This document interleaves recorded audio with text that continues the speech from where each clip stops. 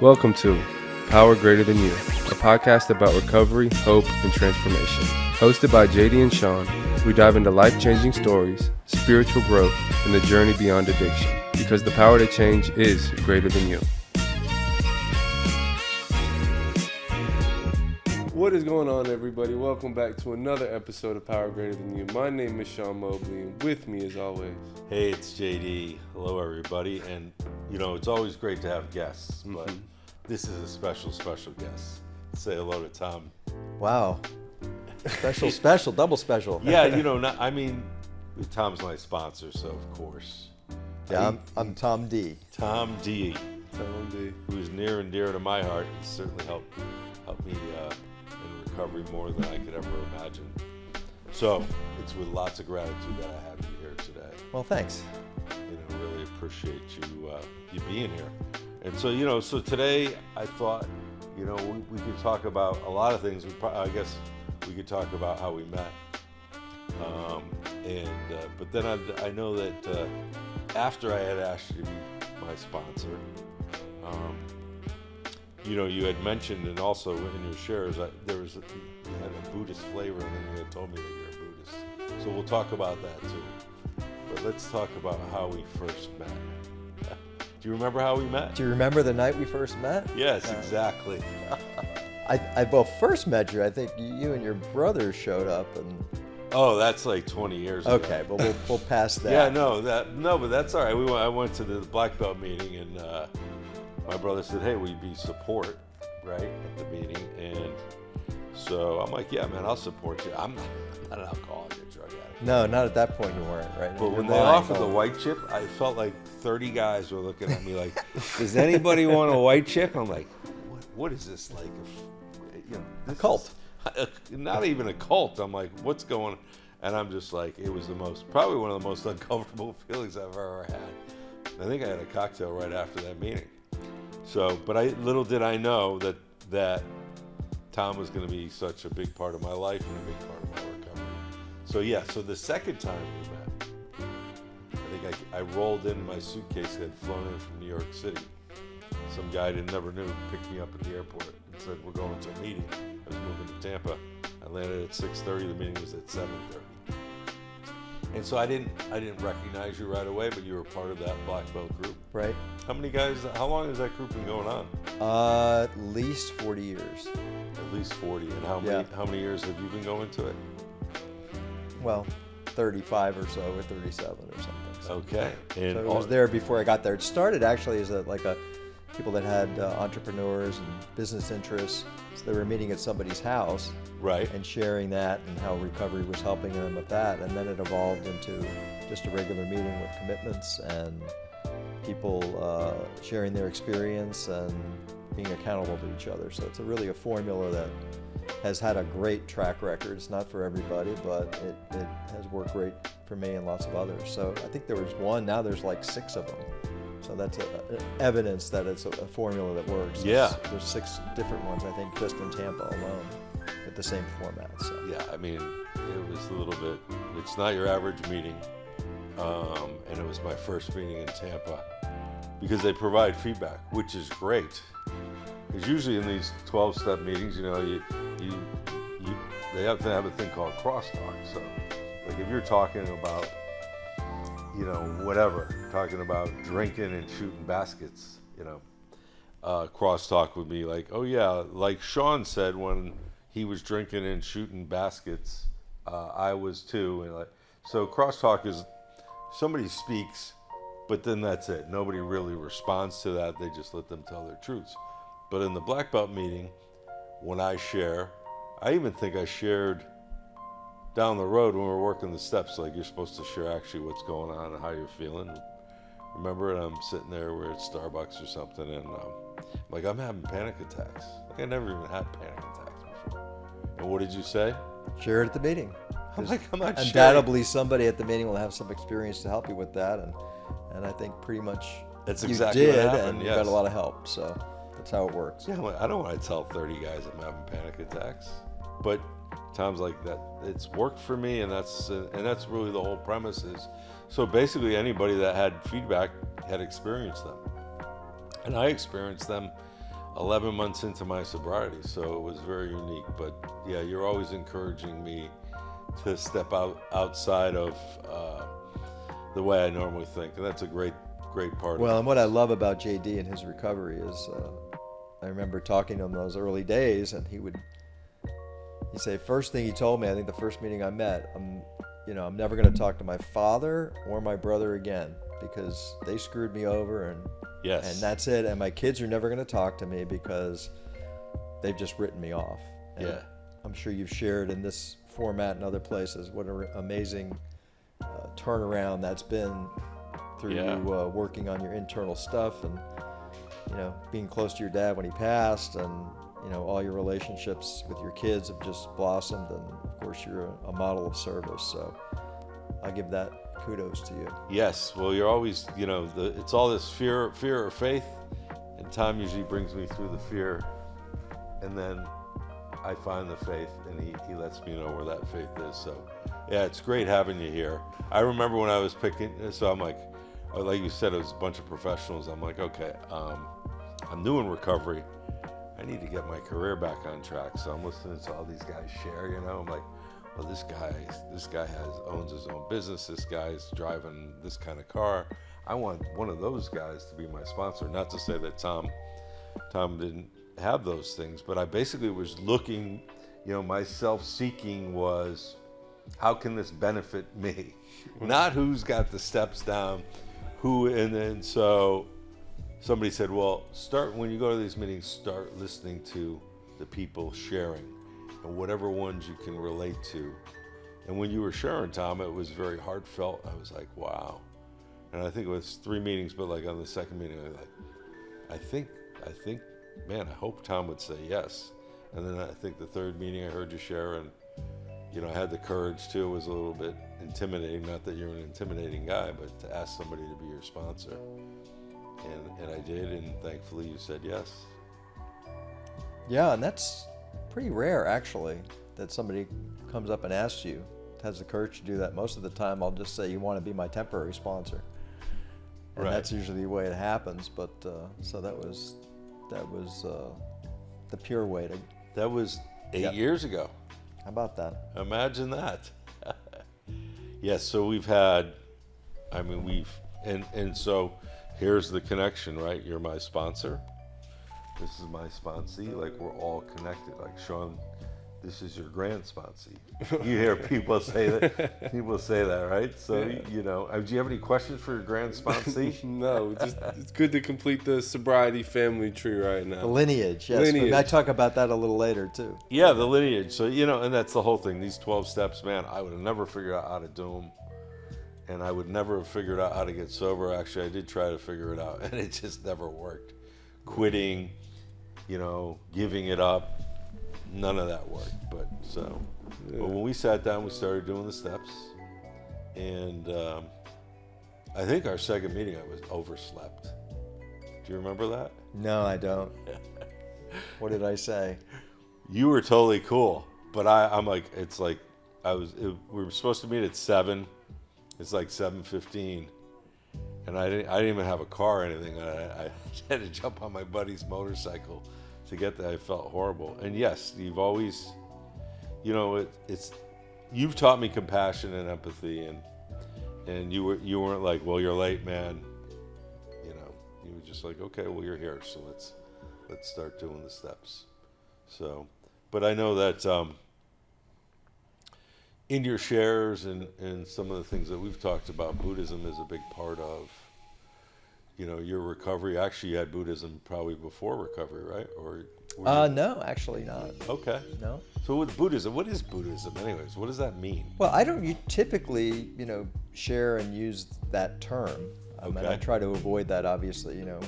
As we know in recovery, it's God as we understand Him. So I don't think I've actually used the word Buddhism sharing at meetings with people typically. Right. But what it stands for is, what it means is one who is awake. Okay. So the historical Buddha, somebody asked him, well, what has happened to you? And he said, I can explain what's happened to me. First he said he couldn't explain it. Right. Because it was so deeply his own internal experience, which I think is usually what, I find is most important in the connection with AA, is that, Back that up. sorry. In connection with 12-step. Connection with the 12-step program. So, and we learn, and I was told in recovery early on that this is an inside job, and I think this is the absolute key to recovery for me is it's an internal psychic change that allows me to recover from the disease of addiction. And everything starts on the inside. The 12 steps change me internally.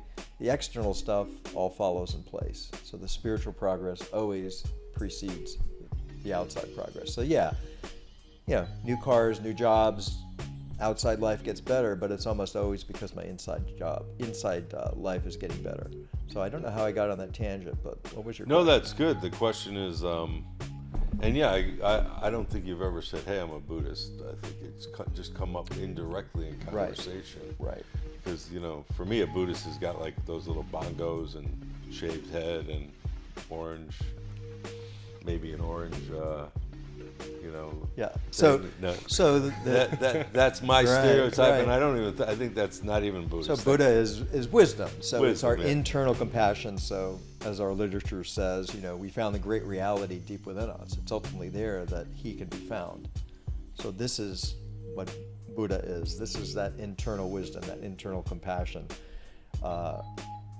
And the Buddha taught, I show you the path to liberation. Whether or not you follow it is up to you. Does that sound familiar? Right? Yeah. Here are the 12 steps. Whether you follow that is up to you. Here's the recipe. And somebody said, well, what has happened to you? He said, well, I can't really explain it in words. I said, well, can you explain how it happened? Oh, I can do that. This is what I did. These are the steps I took, essentially, to achieve this result, which is what we're looking at here, right? So we want to make a cake. Here are 12 steps to follow. Well, I don't want to do number 3 or 4. I don't want to add the sugar. I want to put more flour in it, or I want to bake it for 3 hours instead of 2. What's going to happen? It's going to be a disaster. So it's really no different than that, And all the elements of the steps are incorporated in every spiritual tradition, including Buddhism. Nice, great, and I actually have a few questions here. Sure. That I just because I'm very curious. One of the things you were saying within and all that, what I thought of was self-love. Like, does it teach you self-love? Absolutely. So one of the prayers that I say every day says, may we spontaneously practice for the dual purpose of self and others. So compassion for self is absolutely vital. Dalai Lama says that. All great teachers say that. If I don't take care of myself first and work on myself, how can I be of any use to anybody else? So, and of course, ironically, the best way I can take care of myself is by being more selfless and letting that ego shrink. Right. So, that's the irony of it, for right. sure. And we have many paradoxes in recovery, as we know. Sometimes it doesn't make a lot of sense, but surrender to win. What does that mean? So, right. But anyway, that's. That's great. I mean, I'm always looking for self-love as a tough one. I guess one of the things I want. And back to that. I mean, the self-love. So what is it I'm loving? I mean, maybe the word self, from a Buddhist perspective, maybe isn't the best word to say, because we have this bondage of self, right? We talk about that. Relieve me of the bondage of self. So I'd rather say self is, in that context, is ego. So the ego, don't particularly love the ego. I don't, but we don't, in Buddhism, we don't reject it. We don't suppress it on the one hand, but we also don't indulge in it. So like an emotion comes up, anger. So this is a practice, a mindfulness practice. So if you're like me, when anger came up in my life, what did I do? I swallowed it. So I suppressed it. Mm-hmm. And what was the result? I became depressed, right? Because I was pushing everything down. Some other types, they do what? Anger comes up and they go whoosh and throw it out to the whole world. Both of those have very negative consequences. So if I can catch that anger, that jealousy, whatever it is, and then just watch it and let it just naturally settle like clouds in the sky. You know, there's a thunderstorm and it clears like that. Or water settling in a globe, a snow globe. Or waves in the ocean. You know, the ocean is the big mind, God as I understand him. The waves are just movements. So if I can look at emotion like that, then I can get, you know, some of that emotional sobriety, hopefully, if I can catch it. Right, if you can catch it. So we talk about that in our literature, right? We pause when agitated or doubtful, and we ask for the right thought or action to catch it. So yeah, there's multiple connections, obviously, between these things. Yeah, the well, pause I like, and I've said it before, but I keep needing to remind myself. You know, pause is pray and use spiritual energy for me. Because I used to always pause, right? Because it says, oh yeah, we should pause when agitated. So I could pause for 10 seconds, then I just jump into, well, I paused, now I can really get into it now. At least I did what was suggested. I'm always trying to bend it, you know, change things. You know, what about this this saying that I have that's relatable, and how does that reflect, because you mentioned ego. I say things like, you know, my ego is not my amigo, is not my friend. Because for me, at least, the spiritual side, when I'm on that spiritual side and working the steps for spirit, you know, to have that conscious contact with a higher power, I'm really not thinking about me. I'm behaving differently. But when I'm in ego, you know, the old JD is there. Whether I'm drinking or drugging, have alcohol or drugs in me, I can still be exactly the same way as if I was not sober.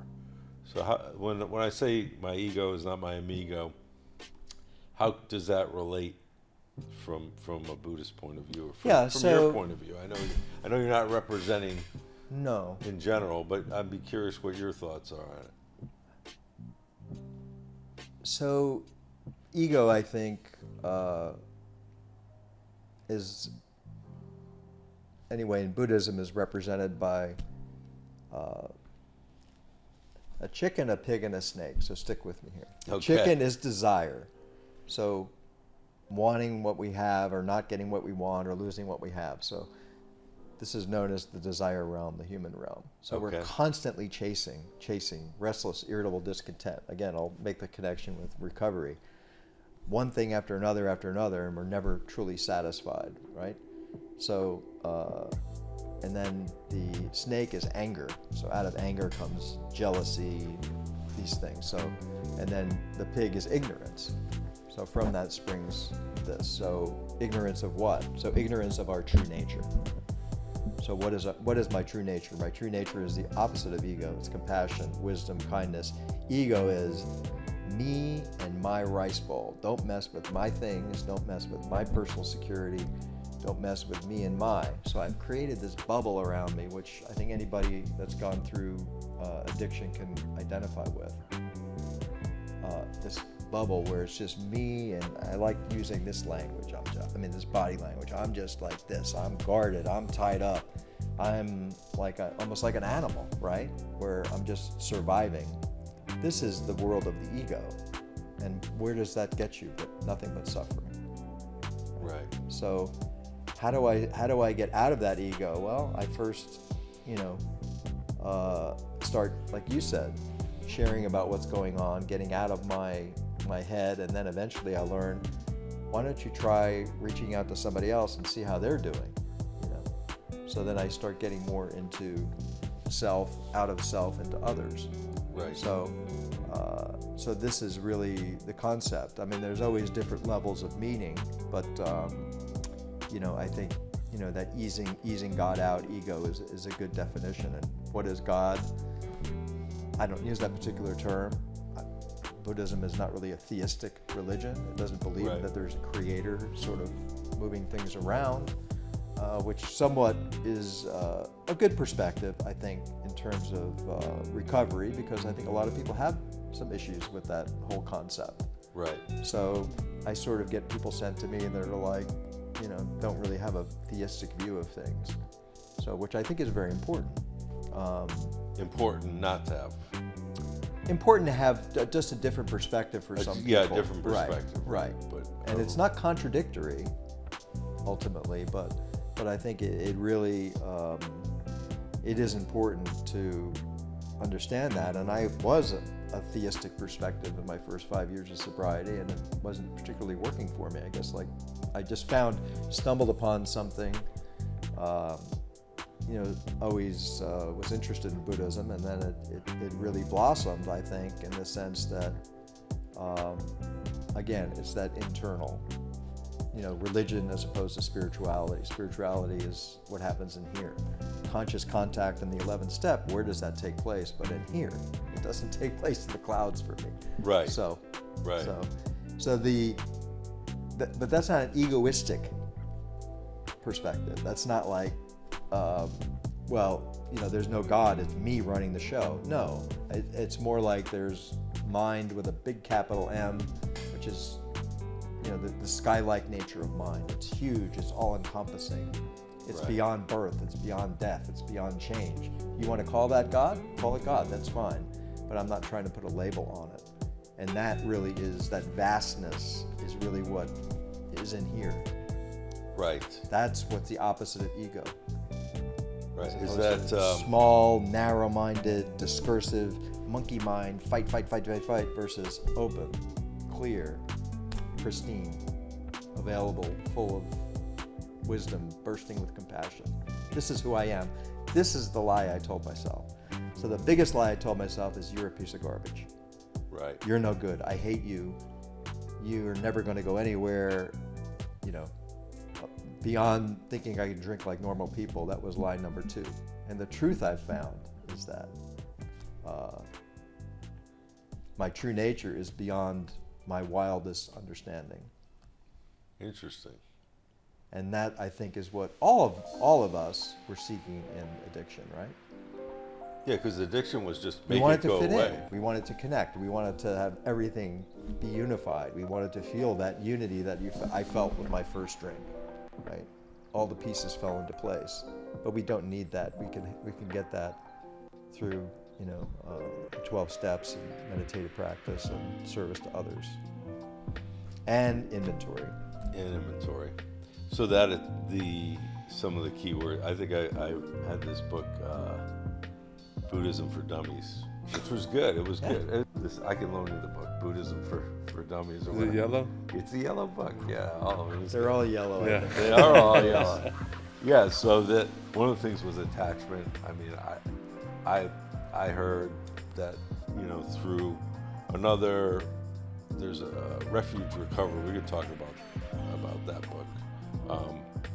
They talk about like impermanence, attachment, but basically attachment causes suffering, and that's Yeah, well, we can go back to the bondage of self, right? So this is what attachment is, the bondage to, there's me and my world and everybody else out there, and just expanding that and challenging that belief, which, the steps are our ego deflation at depth. Each one deflates that ego and gets us closer to our true nature, which is, non-attachment doesn't mean I don't give a crap about anybody or anything. Right. It's quite the opposite. okay. Well, Help me there, because that's a little bit Right. confusing for me. Yeah. Well, I guess I don't know that I can answer that too well, except to say, the first noble truth of Buddhism is that life is dissatisfaction. So I think, That's number one. number 1 is life is dissatisfaction. Number 2 is the cause of that. So the cause of that is ego, me. Well, if you want an idea about attachment, have you ever been in a not so pleasant relationship? Yes. Which is based on what? I need you, you need me. and as opposed to looking at it from a different perspective, a relationship, if I'm in with my wife, I try and always transform it and say, how can I foster the spiritual growth of the person I'm with? So this is a different perspective than what can I get out of you because I'm feeling empty and I attach myself to you, and then you're the source of my peace. The source of my peace needs to be something that's more profound and deep than that. So that's about the best answer I can give you at this point. It's a good answer. I like that. Some of the things, I have a few questions here that kind of, so how do you interpret the idea of a higher power in the context of your recovery in general? Yeah, so I think I touched on that, a moment ago. I like to not necessarily put a label on it. It's not an external entity. I think one prayer that I particularly like that sort of describes that, it says, the nature of mind, with a capital M, like the sky, is beyond birth, beyond death, and beyond change. You mentioned impermanence. It's from the beginningless beginning, it's all-encompassing and amazing, essentially. So that's God as I understand Him. Beautiful. That's beautiful. And because I think we can all identify with that. We've had moments, I think our book talks about that, where you had a moment of, where you stared at the heavens and you thought, what is this? But, so I think the more I can get in touch with that, the better.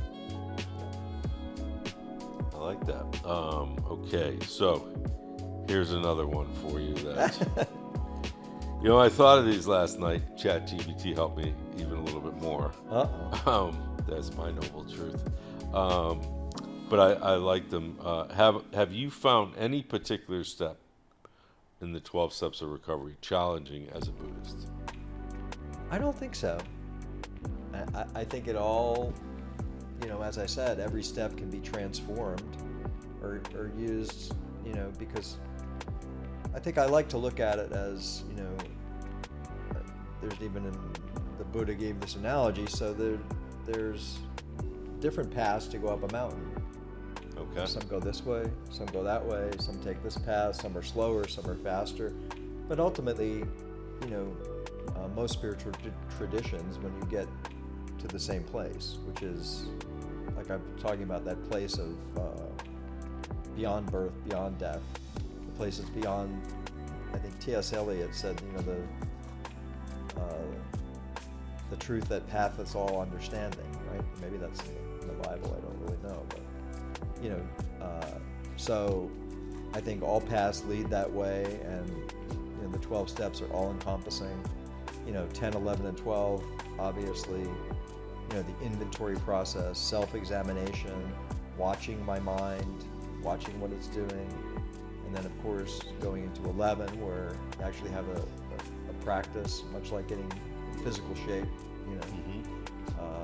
requires dedication. And I like what you said. I don't think I ever heard you say watching my mind, because in the steps, right, they say inventory, take a nightly inventory. But I like to watch my mind and what it's thinking.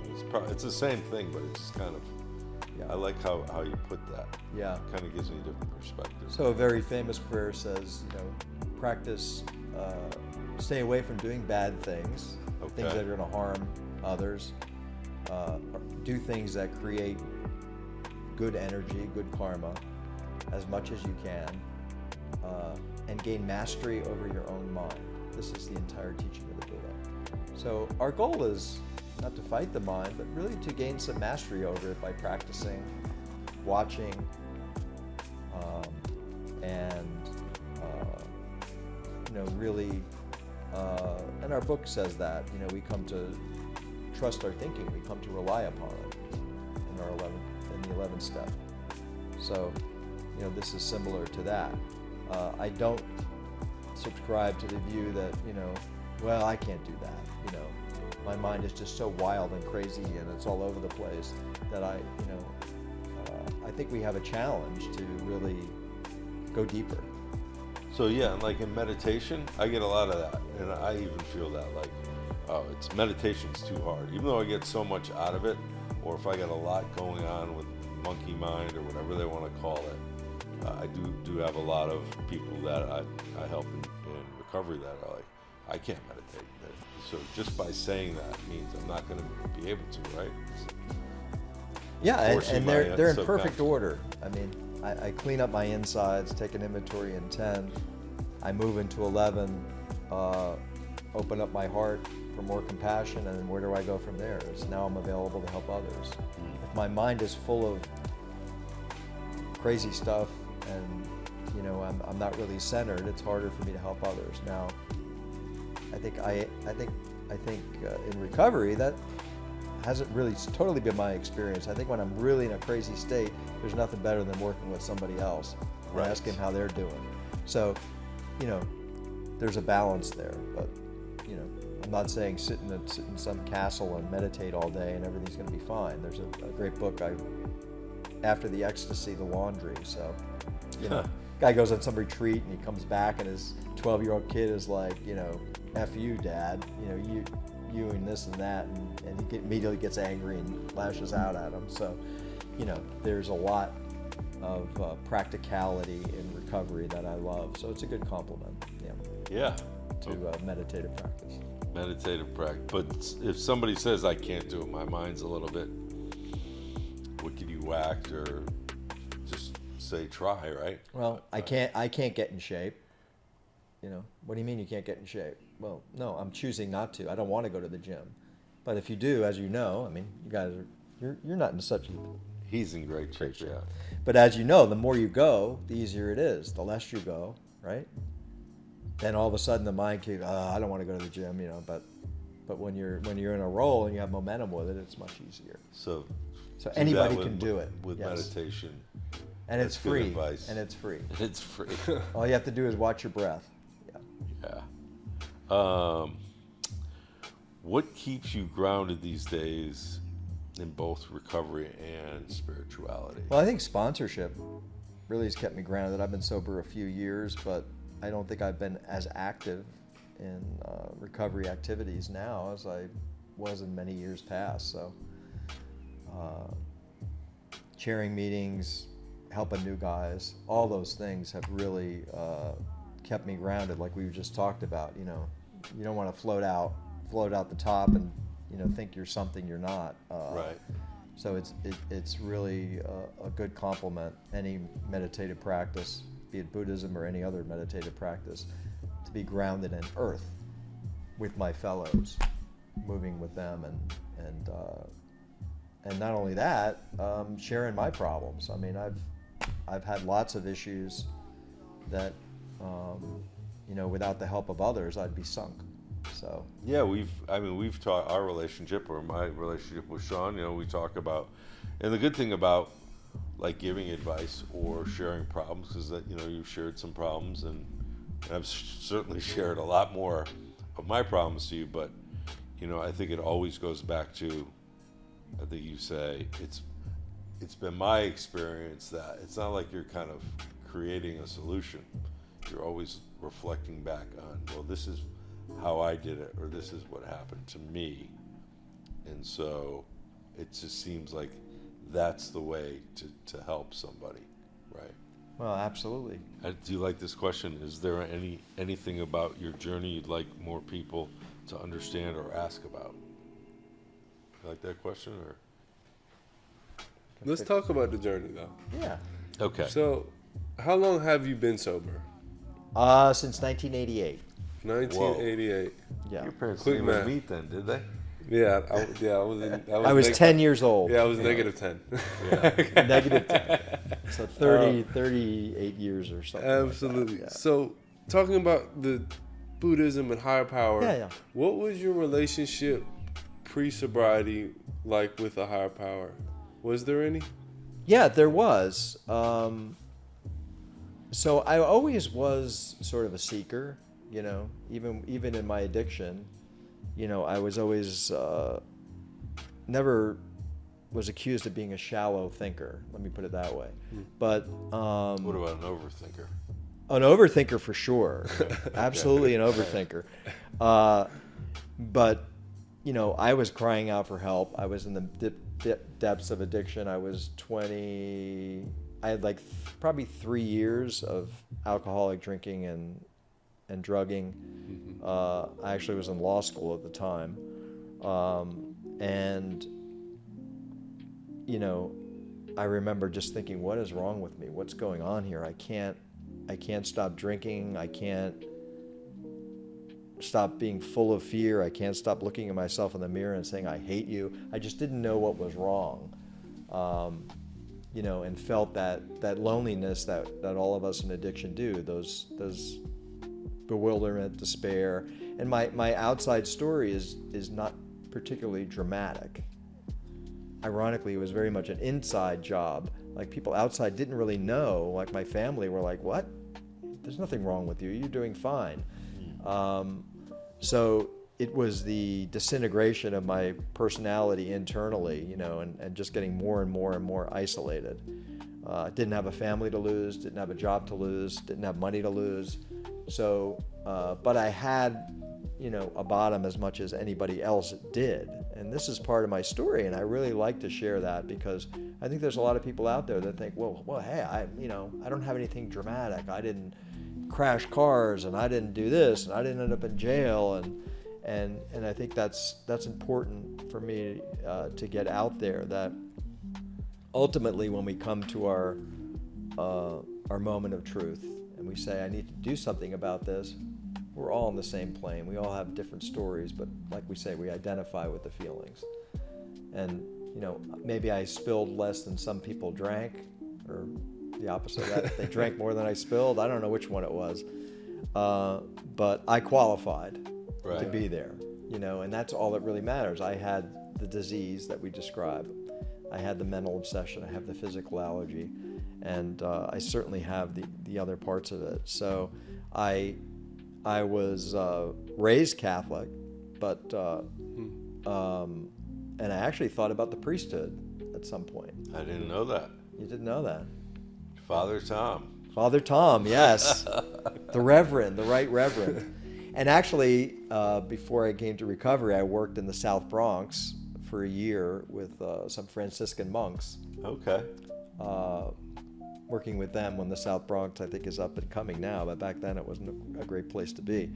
And that's where my sister was in the recovery, and I remember the first meeting I went to, there was somebody sharing, and I turned to my brother who was there because it was her anniversary, and I said, do you I think I used the word identify with what they're saying, and he's like, no. But I was getting really uncomfortable in my seat because even though some of the things she did, I didn't do. Every time she started talking about how she felt and why she drank when she felt that way, I knew there was something there. So I was praying on a very consistent basis and asking for help, and I got it. And I think the gift I got was I got here early. Mm-hmm. I got here on time for me, but I didn't have to go 20 steps down. And I guess the evidence that I've had enough is the fact that I'm still here, you know. And I think mostly people that don't make it in recovery haven't had enough, whatever the enough is, you know. So yeah, well, they say hitting bottom, like, oh, you have to really. When do you know when you hit bottom? When you stop digging, right? Yeah. So you were 25, and how old were you? 24. Yeah, there we go. And I was 53 when it. So, but I'm not sitting here as you guys like, man, I wish I had done it at a younger time, because it's all like you said, it's in the exact time it was supposed to happen, right? These things that we've been talking about, like the willingness and the open-mindedness of the 12 steps. That's so. What does it say? We don't regret the past. We don't forget it. Nor wish to shut the door on it. Or shut the door on it, right? Our past is our greatest asset, whether we can avert misery and death for countless others. Yeah. That's pretty powerful. Yeah, say that we one can more avert time. Misery and death. Yep. So our past is our greatest asset. With it, we can avert misery and death for countless others. Not in an egotistical way. Right. I am so powerful. I averted death. But if I just share what happened to me through the universe, God as we understand Him, great mind, big mind, I know that that's what saved me. Was other people sharing their experience with me. So I always try and remember that, and when people are saying, "Oh, my life, it's so terrible, you're not going to believe this or that," I said, "It's your greatest asset." And of course they scratch their head and say, "What the hell are you talking about?" But that's a long answer to your question, but that's essentially, and then I think like 5 years into recovery, I started doing Tai Chi classes, and after Tai Chi, they had a Buddhist meditation. After that, they sort of pull out this shrine and create it, and I was like, what's that? So I was actually going to like Catholic Mass and then going to Buddhist meditation afterwards. But eventually, I moved in that direction. So. And it's very complementary. This is the theme here. This is not exclusive, as our book says.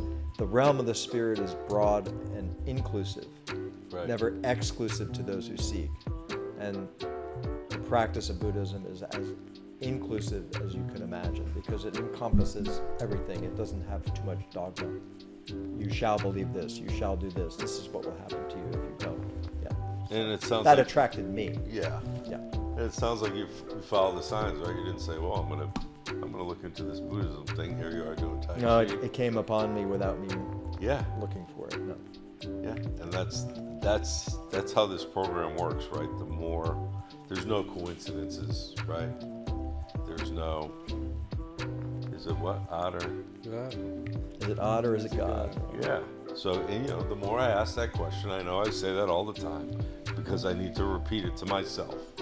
More importantly than in a podcast is it odd or is it God? Like, why are these things happening?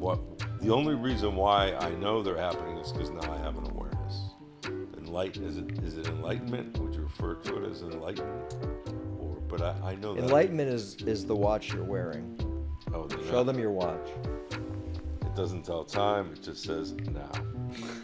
So, yeah. So, yeah, living in the present moment for sure has helped me. Because, right, anxiety comes from thinking about what I have to do tomorrow or the next day. Right? You have a lot of things to do. Are you thinking about that right now? I was earlier, and I'm good now. So, and depression comes with the past, right? Yeah, and one other thing I'll add, we mentioned this word earlier, was lineage. So you mentioned that I'm your sponsor, So what do we do in recovery, right? We pass on what we've learned. Right. So the same is true in Buddhism. There's a long line of people that have practiced the same thing and it's worked, and they share their experience. This is what I did. Here's a way to do it. Now the trick to that, of course, we say stick with the winners, right? I mean, you want to check your lineage, right? You want to see who's in your tree. What are the results of the past? Right, because overall, the recovery lineage, we want to be sure is something that we're attracted to and that we really can identify with. So excellent. There's a nice connection there too. Excellent. All right, I have a few more questions here. I keep saying a few more, but I have a lot more than a few. But there's like 25. Yeah.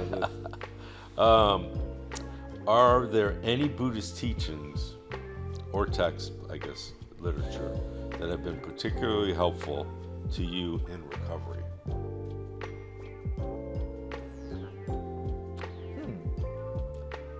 I mean, I'm an avid reader, so I've read lots of things. One book that I typically, there are two. One's called O Path, White Clouds, which is a story of the historical Buddha. Another one is called the Tibetan Book of Living and Dying, something called Sogyal Rinpoche. So this really lays out sort of the path and the practice of Buddhism. So they're pretty much manuals, similar to, our book. They're instruction manuals about here's the path, here's how to follow it. Okay. What's that that Steely Dan song they have that they mention something? I don't know. It's you've sent it to me. It's a bunch of readings, something Bodhisattva or something like that. Oh, Bodhisattva? Yeah, that they have a song too. Check it out. Bodhisattva. Yeah. Bodhi means wisdom. Sattva means diamond-like. Okay. So diamond-like wisdom. A bodhisattva is dedicated. And again, the motivation for all the practices, the motivation in recovery is to help others, and that's similar in Buddhism, and I think every spiritual practice. Our ultimate goal is to get out of ourselves. Yes. So in sponsorship, since I have both of you here, Yeah. you know my new sponsee. Yes. I talked about him. And you kind of tricked me the first time I got a sponsee. We were talking, there's no book, but obviously with age and time in the program, you gain a little wisdom on how to deal with sponsees and help them. I find myself feeling like I'm giving him advice, and I don't want to feel that way. But it's just my experience, I don't know if you guys have any tips or tricks to make it feel less advice-like. Yeah, I think really trying to, I absolutely agree with that. I mean, my profession, I give advice all the time that a lot of people don't follow. Right. And when I catch myself, if somebody asks me about, something, and I'm not really giving my experience, I'm just, giving them something that I think is right. I said, just stop that. Just, well, I did this, and this is what happened to me. Yeah. If I can stay in that frame of mind, and if I find myself I'm not doing that, then I'll say, like I did to JD, well, let's find somebody who's had that experience. I've never been divorced. I'm not going to talk to you about divorce. I'm not going to talk about, child custody and sharing kids and things like that. Let's find somebody that's been through that and talk to them. Yeah.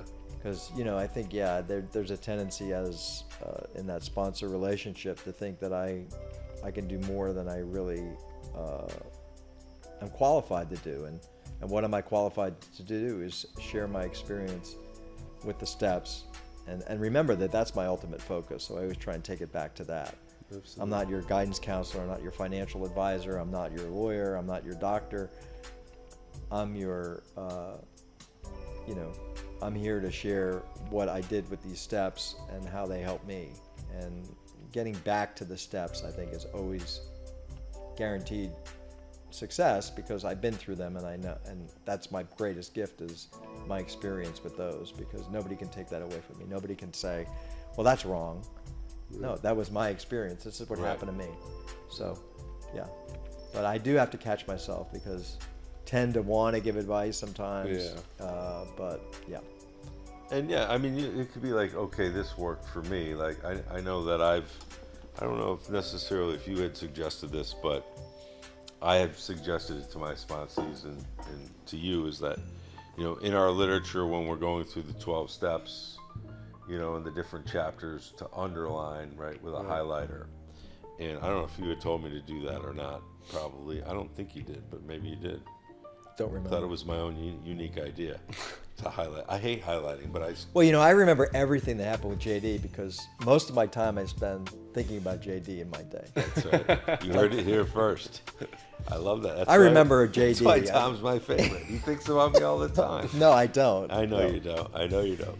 But so, like I said, it's been my experience, and I suggest that you highlight things that hit you as you're reading, like either in a big book study or just in your literature or whatever.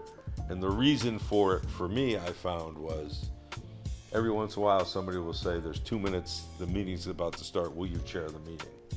And will you read something from the literature? So I usually just go to, what I highlighted. So if you're saying that to your sponsee, that's your experience and your suggestion, really. I don't think that you're really telling him what to do, except this is what I did, or I'm sure when it comes to basketball, right? You could say to somebody who never shot a basketball, well, hold it this way, and yeah, you are, but that's been your success and how you went about it. So I think if you find yourself thinking that's probably more of the ego side, right? And just talk from experience, and because I've been told by my one sponsee, Dion, you know who you are, but I'm giving you a shout out. He said, "Man, you're so controlling." I'm like, I've never thought about myself as being controlling, and I strongly suggest, or I have suggestions, but at first I was offended. Like, what do you mean I'm controlling? I think I offended you too. Well, I'm a very sensitive alcoholic, drug addict, so yes. I said, stop trying to rescue people, man. Oh yeah, let them go. That's right. You did say that many times. Stick with people who want it. Just, yeah. The good feedback is that I looked at it, I am controlling in lots of ways without even knowing it. We all are. Yeah, and the rescuing, I think you put it this way, well, I think one of them, actually somebody in Sober Living that I had a relationship with had passed away. And we had words right before he overdosed. This was new when I was first working with you, like weeks into it. And so he moved out of Sober Living, and the next day he overdosed and died. And I felt horrible because I was very hard on him about his behavior and how he was probably going to relapse. And you said, you said to the effect, do you think that this guy was thinking about his family or his friends when he overdosed, or you, or what you said to him, and that's why he overdosed? If you had that type of power, well, that, it really put things in perspective. Because as you said, I always relate it to me. Well, somehow I must have been responsible if I had just been more caring, or if I just kept my mouth quiet on that. But yeah, so you point out that the people that I help, whether they get through the 12 steps, which it's a beautiful thing that you have. I've sponsored a lot of guys that haven't gone through it. I mean, I'm sure you've sponsored, but you've always said, well, did you stay sober throughout it? And the answer has always been yes. So that's good advice. Do you have any, as we're wrapping up here, do you have any words of wisdom or advice you can give your sponsee, or your grand sponsee? No, I don't really have much else to say. Come on, you don't have anything profound? Come on, you gotta have something there. Leave us with something. Leave you with something. Trust God, clean house, and help others. How's that? Wow, I like that. Amen. That's it. Well, trust the vast nature of mind, clean house, and help others. How's that? It is a vast nature, right? The vast nature of mind. Yeah, I like that. So with a capital M. With a capital M. Yeah, I like to say a lot. Help is on the way. It's such a comforting feeling. People are like, well, help is already here, but help is on the way. And Tom, you certainly have helped me so much in my sobriety. I just want to thank you again. I know you probably don't like to be thanked, but you are a big part of it. I like to be thanked. Okay. Well, I love you, man. You have really, really just, my higher power put me in your path and has kept me there. So that's because we're born, a month apart? Yeah, you're literally 3 weeks older than I am. There you go. Much more mature. That's why he's so much more mature than I am. Well, I appreciate you helping him because he helped me. So I'm like the duck. I look like I'm calm on the exterior, but paddling like hell underneath. So okay, I like that. Don't be too confused. Yeah. Absolutely. Yeah. So the power greater than you, right, is the three of us, and certainly my higher power will follow me when I'm looking for him, or it, or the creator, or the universe. And when I am an ego, which is not my amigo, right? I'm far away from that, and then when that happens, I call Tom, I call Sean, or I go to a meeting. Yeah, you're not very effective, and you're not very useful either. No. Nor am I when I'm trapped in that, and that's what we want to be: is effective and useful. Yeah. So that by helping others, that's how we make ourselves happy. Who knew that? Who knew that that was going to be it? But that's a great way to end it. So. Not many people, as they're bottoming out, think, I know what my answer is. I'm going to help other people. Yeah. That's the solution to my problem. It always has been when I turn to it. True. So, well, thank you, Tom. Hey, for you're being very here. welcome. Yeah, It's a thank pleasure. Appreciate your insight, Sean. It's great. you. Yeah, man. Let's close this thing out. Yeah, close it out. Well, we appreciate you guys watching Power Greater Than You. If you or anybody you know needs help, please feel free to reach out to us or find the helpline in the description. As always, like, comment, and subscribe. Follow us on Instagram. We appreciate you guys. Thank you. We'll see you next time. Absolutely. Thank you, Tom. You're welcome. Thank you. Cool. Thank you for tuning into Power Greater Than You. Your support is helping all of us grow closer to a power greater than ourselves. If you or anyone you know is struggling with addiction, don't hesitate to reach out. Help is on the way. Together, we're all getting closer to a power greater than ourselves, one step at a time.